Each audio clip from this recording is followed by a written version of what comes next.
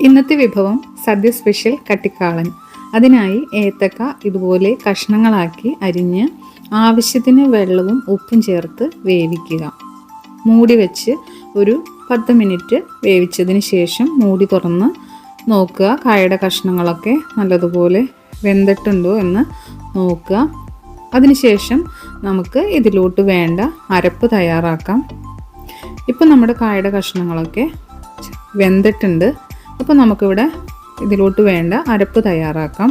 അതിനായിട്ട് തേങ്ങ, മഞ്ഞൾ, പച്ചമുളക്, 2 വെളുത്തുള്ളി, ഇഞ്ചി, ജീരകം ഇവ നന്നായി വെണ്ണ പോലെ അരച്ചെടുക്കുക. ഈ അരച്ചെടുത്ത അരപ്പ് നമ്മൾ ഈ കഷ്ണത്തിലോട്ട് ചേർത്ത് കൊടുക്കുകയാണ്.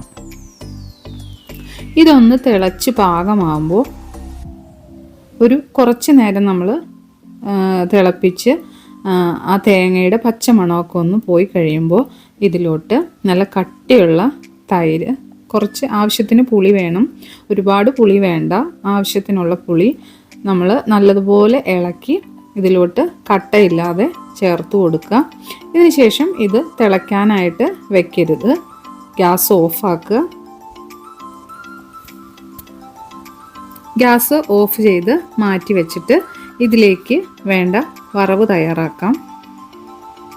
ഈ സമയത്ത് ഇതിൻ്റെ ഉപ്പ് നമുക്ക് നോക്കാം. ഉപ്പ് കുറവാണെങ്കിൽ ഇതിലോട്ട് ഉപ്പ് ചേർത്ത് കൊടുക്കുക. കട്ടിക്കാളൻ്റെ രുചി ഈ ചേർക്കുന്ന വറവിലാണ്, കാരണം ഇത് നെയ്യിലാണ് വറുത്ത് ചേർക്കുന്നത്. കടുക്, ഉലുവ, വറ്റൽമുളക്, കറിവേപ്പില എന്നിവ ചേർത്ത് വറവ് തയ്യാറാക്കി തീ ഓഫാക്കി കുറച്ച് മുളക് പൊടി ഇതിലോട്ട് ചേർത്ത് കൊടുക്കുക. സദ്യ സ്പെഷ്യൽ കട്ടിക്കാളൻ തയ്യാറായി കഴിഞ്ഞു. ഇത് ഒരു ദിവസം മുൻപ് തയ്യാറാക്കി വെക്കുന്നതായിരിക്കും നല്ലത്.